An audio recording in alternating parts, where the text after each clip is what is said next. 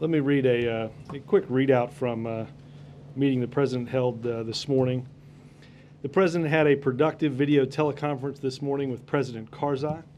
The two leaders focused primarily on plans to stabilize Kandahar City and the close alignment between our two governments there.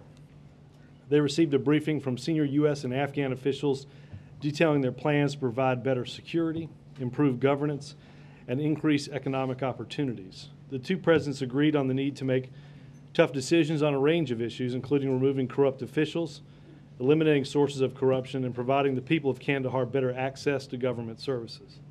They both emphasized their plans to monitor progress in Kandahar closely. The two also agreed on the importance of the U.S.-Afghanistan long-term relationship and plan to discuss the joint effort to negotiate a new strategic partnership declaration during their next conversation. And with that, Mr. Feller. Thanks, sir. What is the President's reaction to the incendiary comments by General McChrystal and his aides, and has the President spoken to the General about this yet? The President has not spoken with General McChrystal. I think you all know that General McChrystal is on his way back to Washington. Will take part in tomorrow's planned Afghanistan meeting in the Situation Room. As Secretary Gates' statement says, he was recalled back to Washington to speak to Pentagon officials and to the President about the remarks that were made in that article. What about the President's personal reaction? What is it? Well, Ben, suffice to say, our combatant commander does not usually participate in these meetings from Washington. The President asked for him to come back to explain those remarks, and that's what he's on his way to do. In the story, McChrystal or his aides are quoted as ripping on the President, the Vice President, Eikenberry, Holbrooke. How can the President keep someone in his job who offers that level of insubordination? Does he plan to fire him? Well, let me say first and foremost, there are more than 90,000 of our bravest men and women in Afghanistan. And what we owe them is nothing short of our full support and our best efforts to get a new strategy in that country right. That's the President's focus. That should be everybody's focus. It was a strategy, as you all know, that was worked out in long consultation last fall and last winter. And the President went around to many of the people that will be in the Situation Room tomorrow, asking them if they agreed with this new strategy, and asked for their commitment to implement it. That's what we owe the men and women that are fighting each and every day over there. But let me finish by saying that again, the President will speak with General McChrystal about his comments, and we'll have more to say after that meeting. Is McChrystal's job safe? We'll have more to say after that meeting. Can you confirm that Peter Orszag is leaving the administration? Yes. And will there be any changes in fiscal policy? Well, I would say, obviously, Peter has served alongside a valuable and within a valuable economic team that has faced the greatest economic crisis that any president has faced since the Great Depression. It's an enormous task. Peter has been instrumental in, for instance, this year's plan to freeze non-security discretionary spending for 3 years, and has decided to leave before we get into the creation of the next budget. He's been here for 2 budgets, and we'll look for a replacement for him. Can you talk at all about who his replacement might be, and will there be any other departures from the economic team? I know of no other departures. Obviously, we're looking at a number of very talented candidates. Jake? Does the President consider the remarks in the story from General McChrystal and his aides in subordination? I think the President is looking forward to speaking with General McChrystal about those remarks. Can you characterize at all the President's reaction to hearing that aides of McChrystal called Vice President Biden "bite me"?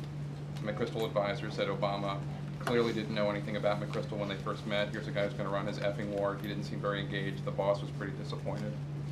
He'll have his undivided attention tomorrow. Does the President dispute the characterization that he wasn't engaged in his first meeting with General McChrystal? We look forward to, the President looks forward to speaking with him tomorrow about what's in that article. We owe every member of this team, from the commanding general to anybody that works in this building, to anybody that works in the State Department or throughout the Pentagon, we owe it to, as I said earlier, the men and women that are fighting there to implement the policy that each agreed to. Without a doubt, General McChrystal, as Secretary Gates has said, has made an enormous mistake. A mistake that he'll get a chance to talk about and answer to tomorrow to both officials in the Pentagon and to the Commander-in-Chief. Does the President still have confidence that General McChrystal can run this war? We should wait and see what the outcome of that meeting is. Robert, Yes, ma'am. why hasn't General McChrystal talked to the President yet? I mean, wouldn't the President be the first person that he would pick up the phone, he would call and apologize directly to? We know he's talked to Mullen and Gates and a whole bunch of other people. I don't know why. I don't know. General McChrystal has not called the President. The President has not called General McChrystal. The President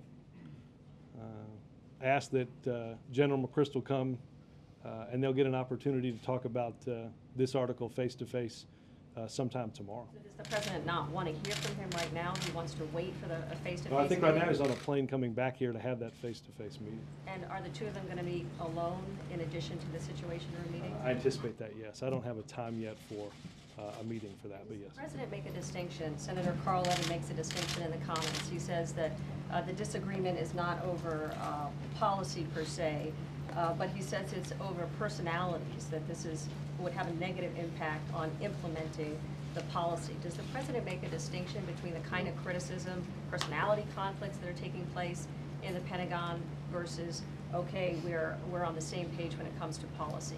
Well, Does look, it matter? I will say this. I think the President believes, and I think most believe, that personality differences aside, we're here to implement a new strategy, again, put together over the course of, I think, 3 months and 12 meetings in the Situation Room. And it's our job to implement that strategy. The President doesn't believe that personalities, whatever your disagreements are or whatever your disagreements were, should distract from the strategy to get Afghanistan right. The President talked throughout the campaign and throughout the time as we created this strategy in the Situation Room that this war effort in Afghanistan had for years been under-resourced. Now there are on the order of 4 times the number of troops in Afghanistan, or will be, I should say, and coming into that country on a pace laid out in this new strategy. It is incumbent upon anybody involved to put aside whatever those differences are. And this goes for any policy decision. If there's a disagreement in a room here at the White House, at the State Department, at the Pentagon, in a foreign capital throughout this world, it's incumbent upon those in the policy-making world to set aside those differences and implement the decisions that, in this case, the Commander-in-Chief has made in conjunction with both military and civilian officials. Joe. Is removing the general from his position at least an option the President is considering? Again, I'm not going to prejudge the meeting. I think the President's anxious to talk to him before he has anything else to say on that. But wouldn't the President know ahead of time that whether or not that's an option he's considering? I would say all options are on the table. Including firing him? I think all the options are on the table. Last year, you'll recall, when there were there was a series of leaks when these meetings in the Situation Room were going on, and the president very clearly said that that was a firing offense. Isn't this worse than that? Wouldn't this be a firing offense, this kind of insubordination? Again, Chip, I think the magnitude of and graveness of the mistake here are profound. And I mean, the president took everyone to task last year for, as you said, the leaks that were coming out of those meetings. He said there's a reason we don't have these meetings at Starbucks, that we have them in the Situation Room. He takes this seriously because he has made a life or death decision to put people in harm's way. And we owe it to those men and women, some of whom are serving their third or fourth tour in Afghanistan or in Iraq. We owe them our very best. If McChrystal were not so vital to the mission in Afghanistan, would this be an easy decision? I will say, Chip, I think that I think our efforts in Afghanistan are bigger than one person. I think there was a strategy that was born out of discussions on both the military and the civilian side. We said this about Iraq, and it's true about Afghanistan. There is not a military solution alone to this problem because, and we've seen this even in our efforts in Marja, if you cannot hold an area, if you cannot create, or if the type of governance structure cannot be created in order to secure that area, then you can't transfer it. So this is bigger than anybody on the military or the civilian side. Were you with the president when he reacted in any way to this story, and if so, how would you describe it? Was he surprised? Was he angry? I was. I gave him the article last night, and he was angry. Yeah. How so? Angry. You would know it if you saw it. Yes, ma'am. Has McChrystal offered his resignation? Not that I'm aware of. I don't. Again, he's not met with the president, so I don't. Not that I'm aware of. Would the president accept McChrystal's resignation? I think he looks forward to the talk tomorrow. Isn't pulling a general off a battlefield in the middle of war tantamount to saying that he expects him to offer his resignation? I'm not prejudging the outcome of tomorrow's discussion. The purpose for calling him here? The purpose for calling him here is to see what in the world he was thinking. Is there a certain aspect to this as serving as a shaming function? I mean, certainly he could elicit the information via video teleconference. Well, this goes far beyond the president. Let's be clear about that. The meeting tomorrow, and I think that we'll have the manifest for you in the guidance. There are a lot of people that are involved, right? We've got a diplomatic corps that has to that is sending civilians in to create the governance structure that I was speaking of. We've got, as I said, men and women at all levels of the military involved in this. This is these are discussions that have, I assume General McChrystal will have with more than just the commander-in-chief. Is there any aspect to this that's about, frankly, humiliating McChrystal? No, I think he spoke clearly to that in his statement that I think that was taken care of it largely in the article. And then last thing, what bothered the president most about what he read? That we're distracting from what the president considers to be an enormously vital mission for our country and for our armed forces. We're at an important time in seeking to make progress in a country that we have been in for a number of years. We have dedicated, as I said, more men and women to this effort than have ever been dedicated before. And we've got a lot of work to do. Our focus should be on that work. Our focus should be on implementing this policy and on creating the security and the governance environment that allows our good men and women to come home. Jonathan. As soon as the Walter Reed scandal broke in the Washington Post, Secretary Gates fired the people involved.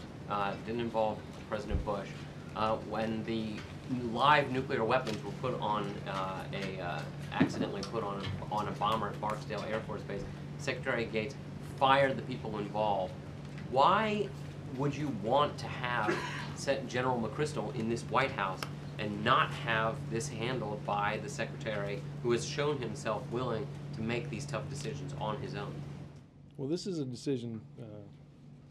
This is a decision that will be made by the Commander-in-Chief.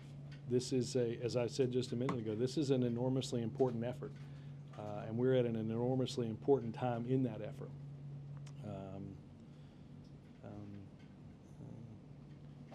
Like the President believes that General McChrystal ought to have an opportunity to discuss with him that article. And one more thing on that. General McChrystal has already had his woodshed moment with the President. I mean, that happened last year after London. How many times can this man be taken to the woodshed by the Commander-in-Chief? We'll know more about that tomorrow. Robert, you've spoken a couple of times about what's owed to the people who are serving over there. What should people put in harm's way make of their commander taking these kinds of shots at the Commander-in-Chief and the comments made by his close aides about the Vice President, about General Jones, about Ambassador Eikenberry and others? Look,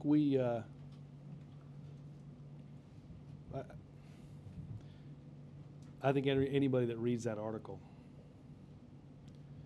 understands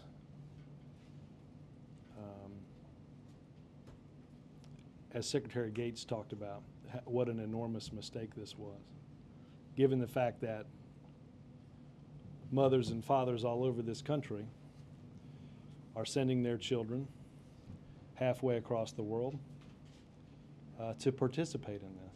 They need to know that the structure where they're sending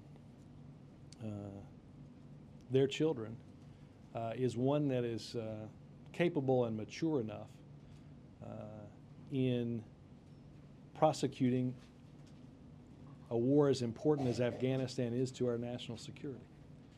I think that is one of the things that the President will look to discuss tomorrow. And what does this do to his credit, to the General's credibility with his own rank and file troops? I think that's a question better asked for to those in serving with him. Look, let's be clear. General McChrystal is has fought bravely on behalf of this country for a long time. Nobody could or should take that away from him, and nobody will. But there has clearly been an enormous mistake in judgment to which he's going to have to answer to. One quick procedural question. When they have the meeting in the Situation Room, so many of the people there who are targets of this criticism will be around the table. Will each one of them have a chance to call him to task? Well, look, you all may know more about calls that he has already made on this to different members that'll be around that table or not. I can't, it's hard to speak about what the interaction would be like for that meeting since it hasn't happened. Can I just follow up on a question? You said that the parents of soldiers need to be sure that the command structure in Afghanistan is capable and mature enough to lead. Did I hear you correctly? Mm-hmm. So you're questioning whether or not General McChrystal is capable and mature enough for this job he has. You had my quote right. Okay. Robert, you said he was angry, but I was wondering, in the larger sense, was the President's anger more having to do with what the comments seemed to say about respect for the chain of command? Roger, it'd be hard to limit. I don't know that I could focus like a laser on particular aspects. I think you've probably read the article too, and you could guess there are a number of points in which anger might be your reaction. Major? Does it matter to the president that General McChrystal's apologized and is making these other calls to try to remedy the situation? Sure. In what way? In what way will it affect the president's decision as to how this strategy can go forward and whether or not McChrystal is still the one he trusted and carried forward? I think one of the question of, and obviously the president will get an opportunity to speak with other members on the team about the confidence in the structure that they have. And again, Major, I just do not want to prejudge the president's conversation. That's not fair to the president, and it's certainly not fair to General McChrystal. But the president has taken note of that, and it will factor into his consideration. Does it matter to the president that President Karzai today, through a spokesman, said that he would like to continue to work with General McChrystal in the theater and that is generally supportive of him as the operations in Kandahar elsewhere go forward? It is important that President Karzai have confidence in the entire team, and I think, many people enjoy, at a number of different levels in that team, enjoy good relationships with President Karzai. Just to follow up on Jake's question, so it would not be inaccurate for us to assume that, from the president's perspective, General McChrystal's capability and maturity are now open to question? Again, I think there are open questions based on actions that were reported in that article that the president seeks to speak to General McChrystal about. One of the underlying themes in the article, separate from General McChrystal's more controversial comments, is the frustration that rank-and-file soldiers have with the rules of engagement, and the frustration in dealing with the realities of trying to prosecute the counterinsurgency strategy on the ground on a day-to-day basis. Separating McChrystal from that analysis and that theme in the article, how concerned is the president about that? That rank-and-file soldiers find themselves, if they're being accurately represented in this article, trapped by limiting and constricting rules of engagement? Well, look, I've not spoken with either the president or the team on that aspect of the article. I would simply surmise that it is something that has been and will be discussed in the past and in the future. I will say that we know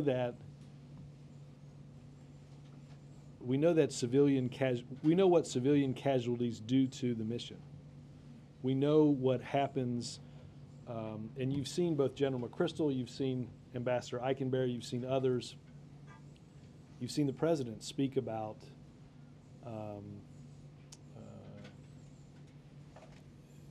the anguish of knowing that innocent civilians have been killed in these battles. And again, we know the effect that it has on the population, in which does not believe that the insurgency has their best interests in mind. So I will say that great care has been taken, and you saw it in Marja. Great care is being taken in prosecuting a war that does not create amongst the general population sympathy towards those we're trying to defeat. In addition to feeling angry, does the president at all feel betrayed, since McChrystal is there because the president decided he would be there and has largely backed McChrystal's recommendation for the counterinsurgency strategy itself? Well, look,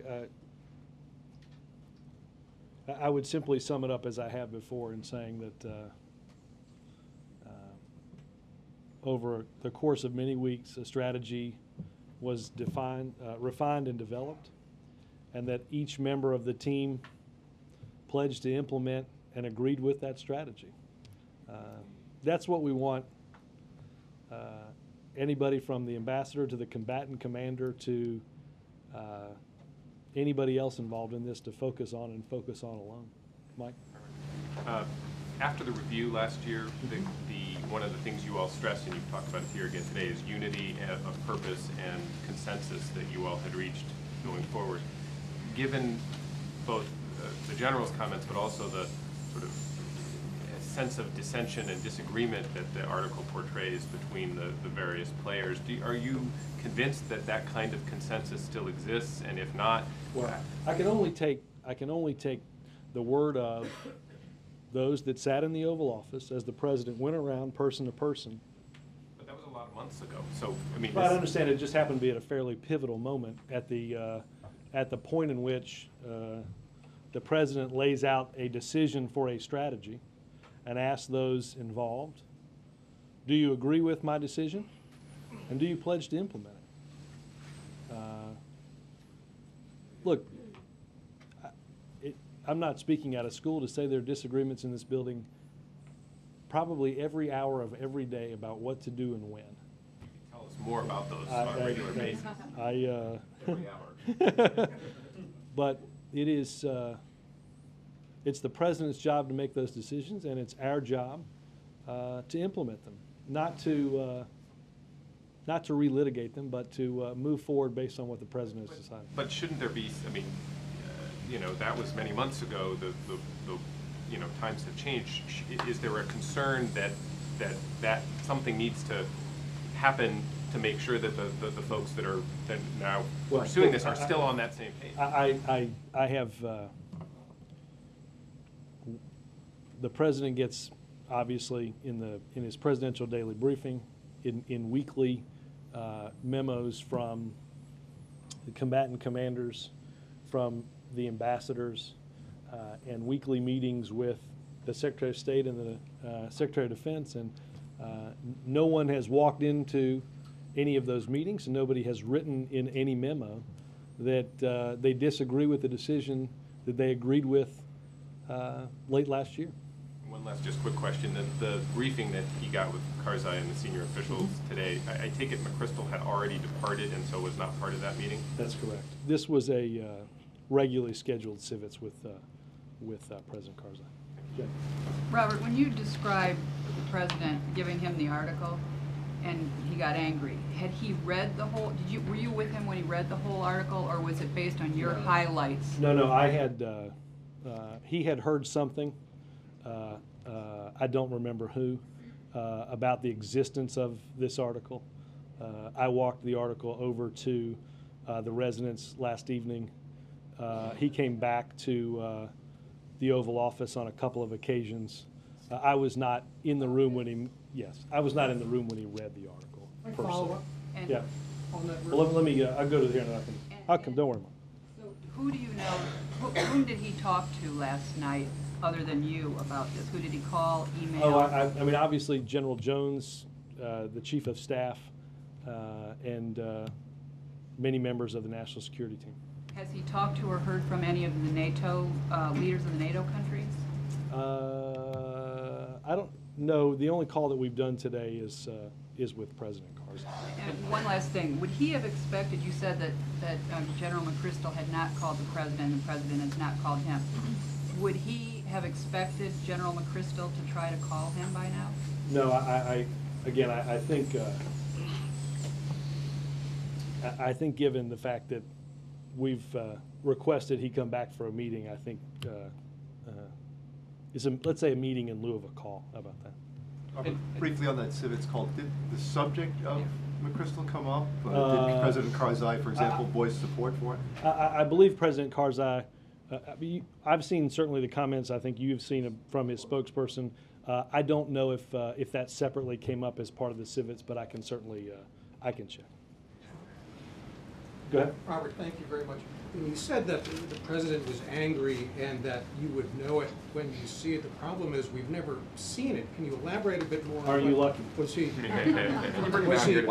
pounding did he pound the table? Did he curse? Can you elaborate? Jaw? No, I'm not going to elaborate. Yep. Just to clarify a bit, you don't believe McChrystal was in on the Karzai briefing? No, he was not in on the civets. No, he was either preparing for or on a plane back here. Well, if you had not had this big meeting tomorrow, would the president have called him back anyway? Yes. This is the kind of thing you have to tell Yes. us. How would you just? Will he meet with the president privately in the Oval Office separately? For That's the my meeting? understanding. Again, I do not have a time for that. my assumption, and did not have a full conversation with scheduling right before I came out here, but the distinct impression I was given was that that would be at some point tomorrow. And separately from that, looking back over the weekend, is the anger at Tony Hayward for going to a yacht race justified, do you think? And does the president ever consider whether a weekend golfing trip is for himself is something that he... Look,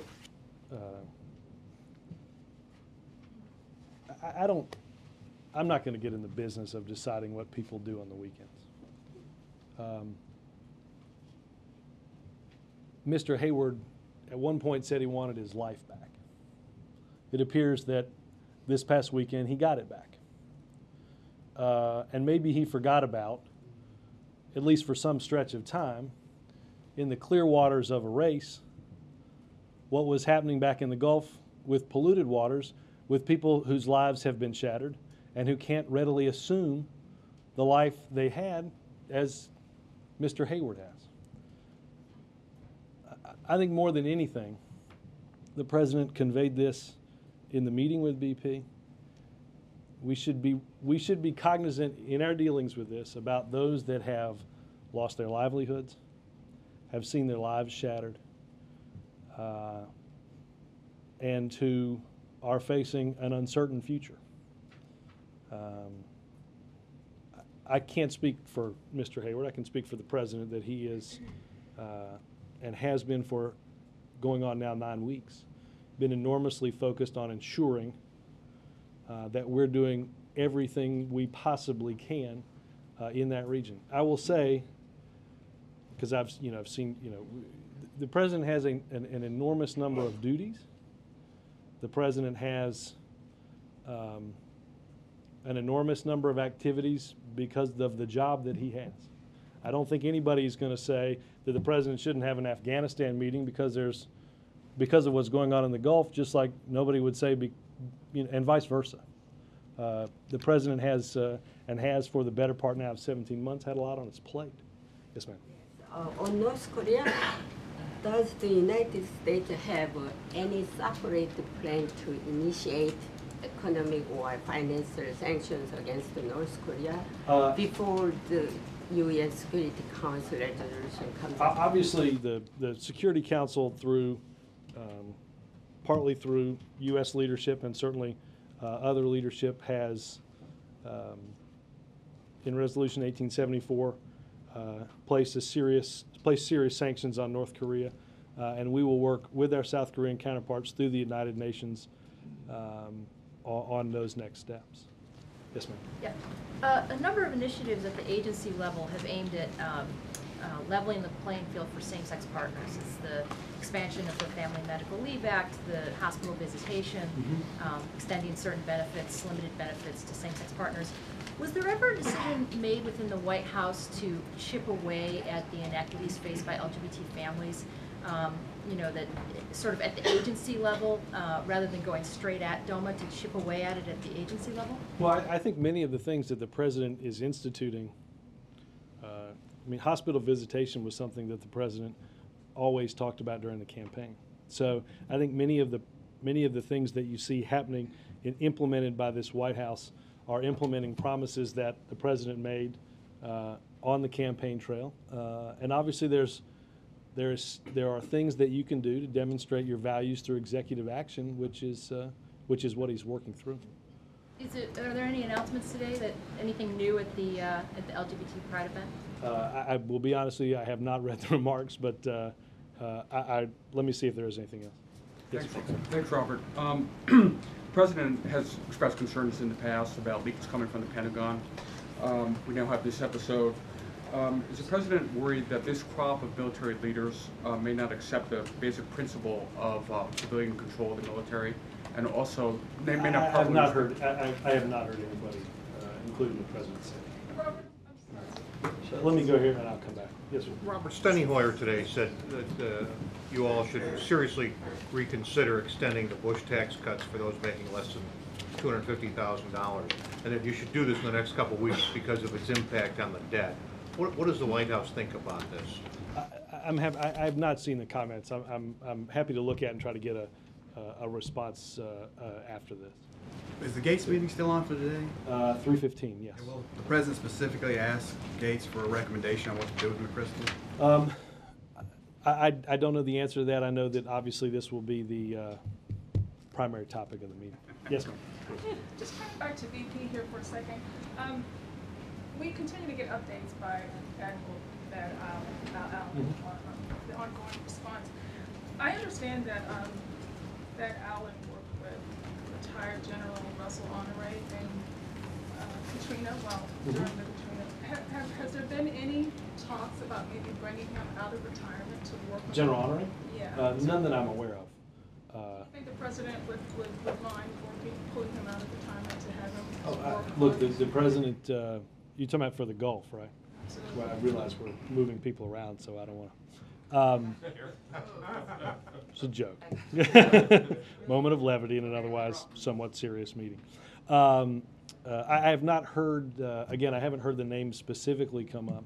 I would say that if the president believed that adding anybody to the structure of our response, if that helped that response, that we wouldn't hesitate to do it. April? Robert, what's the expectation of a commander of U.S. forces in Afghanistan when conducting an interview? And also, when conducting an interview, and did this interview go through regular channels for requests? Did the interview request go through regular channels? That's a question for his staff. I don't know. This White House has asked, hasn't it? You know,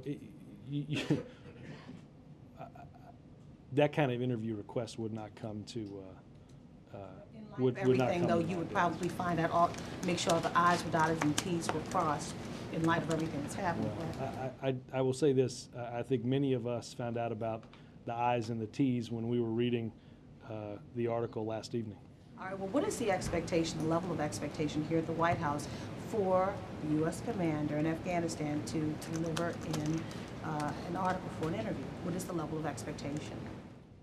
Maybe I'm missing the, I don't. What do you expect out of him? I mean, clearly you're very upset with what he said. You said it's a personality. Well, again, I take him at his word that in his apology, he believes he's also made a big mistake as well. Also, again, the president has asked him to come halfway back across the world to talk about it. So I think that speaks to the president's viewpoint on the article. But either way, it's out there, it's in print now. And do you think that this personality conflict has prevented a win, or at least helped to inhibit a win in Afghanistan of late in this last? No, look, we are in the process of implementing the strategy that we spoke of earlier. We're on pace in getting new forces into the country.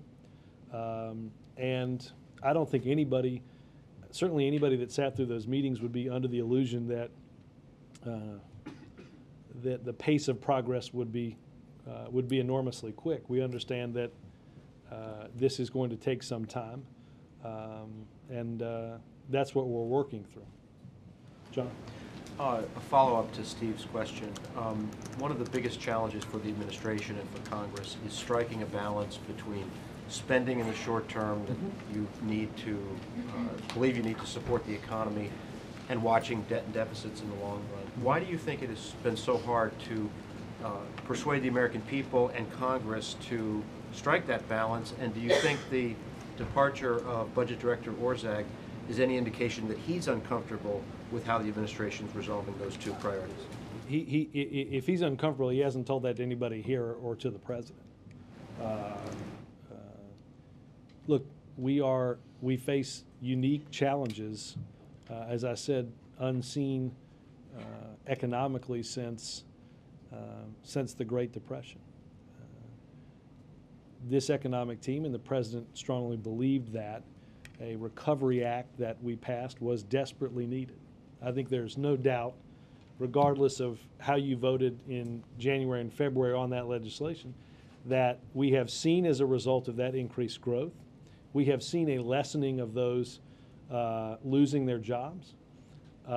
And we have taken an economy on the edge, possibly of another depression. We've now seen a path, albeit fragile, a path toward greater recovery. The president, at the same time, spoke of, and I think this has been the agreement among staff and the economic team, that we have to take steps in the medium and long term. And we've outlined certainly steps recently to get rid of wasteful spending. Spending that may not, look, take for instance, since it's the topic today, take for instance what the Pentagon has done on procurement.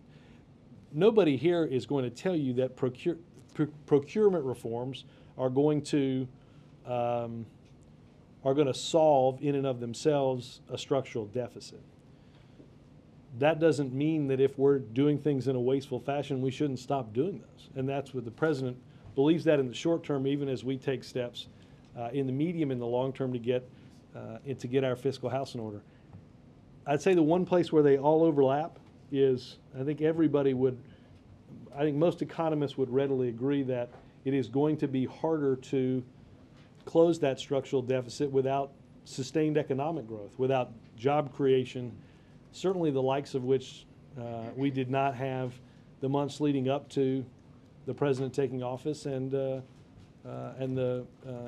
depths of which we hadn't seen for quite some time. So why is it so hard to get Congress to pass extended unemployment benefits, aid to states for Medicaid, money to avoid teacher layoffs? Yeah. That sort of Well, thing? look, we continue to work with Congress on all of those things. They are enormous. Obviously, we believe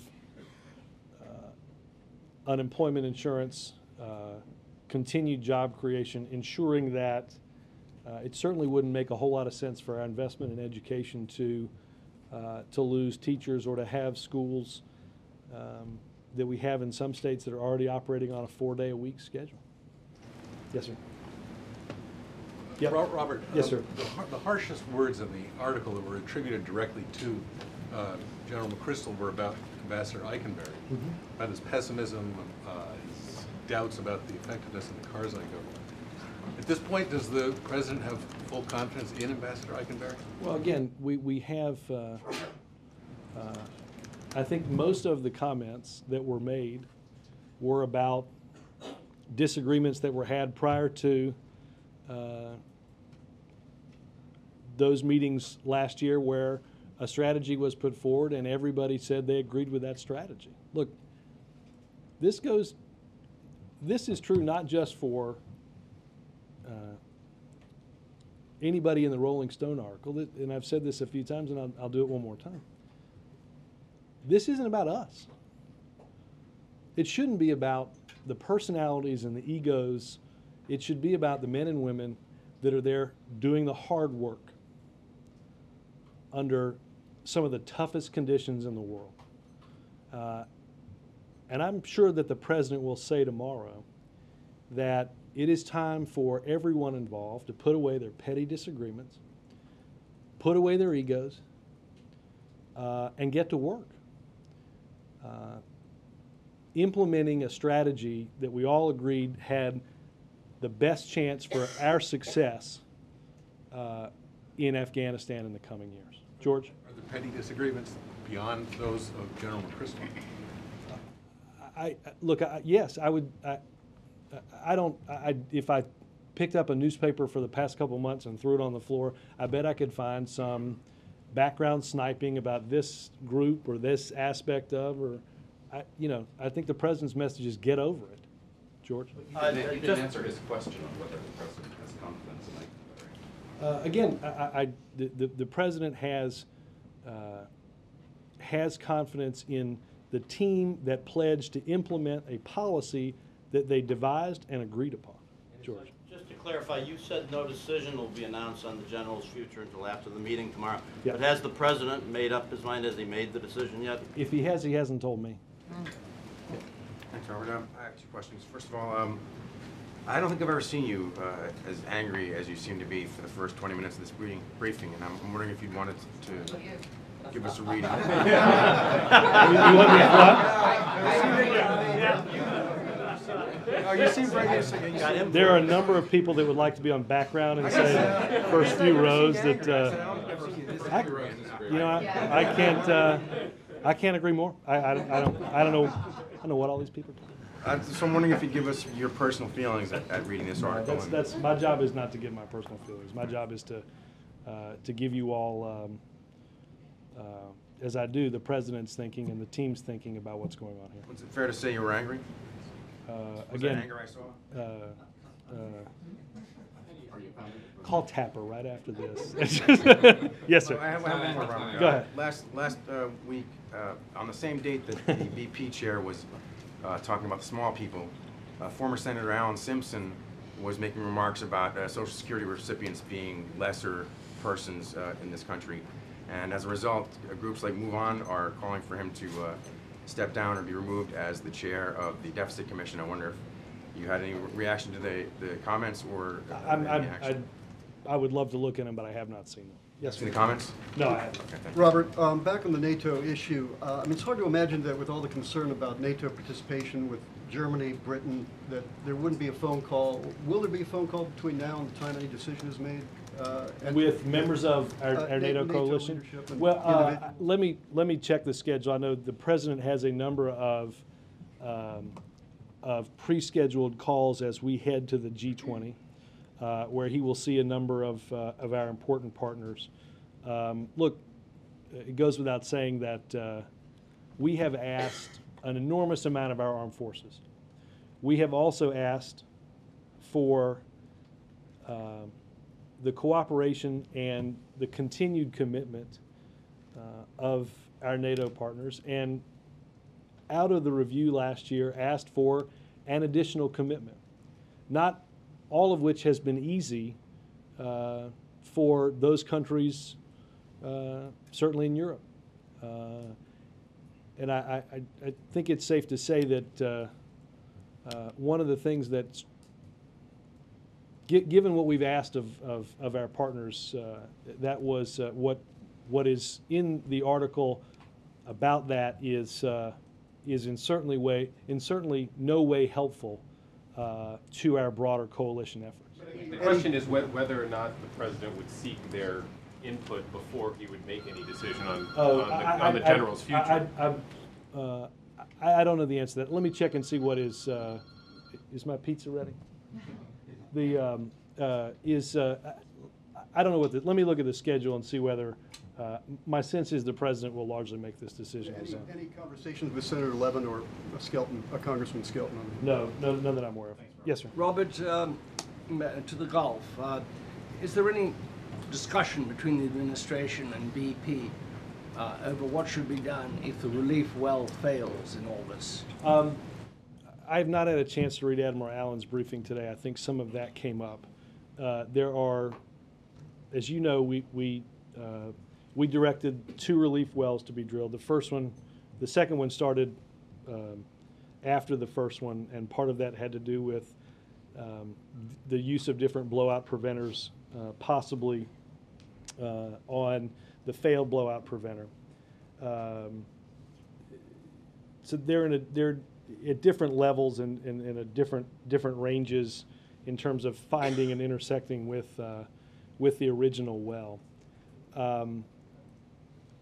There are discussions that continue to take place in direction that's given by us on increased containment, but let me check specifically on relief wells. Yes, sir. Thank you, Robert. Prior to the publication of this article, was the president pleased with the performance of General McChrystal as commander of U.S. forces in Afghanistan? Well, look, I think that the president was, and I think the president has, I'll say this, understanding that, again, I don't think anybody was under the illusion that we would, that all the progress would be quick and easy, that it's going to take some time, and that's one of the reasons that everyone gets together as they do, both in the region in Afghanistan, Pakistan, and here for these monthly meetings. A judge in New Orleans ruled to block President Obama's moratorium on offshore drilling. I'm wondering if this was anticipated. I was wondering if you had any response. We will immediately appeal to the Fifth Circuit. The President strongly believes, as the Department of Interior and the Department of Justice argued yesterday, that continuing to drill at these depths without knowing what happened does not make any sense, and puts the safety of those involved, potentially puts safety of those on the rigs and safety of the environment in the Gulf at a danger that the President does not believe we can afford right now. Thank you.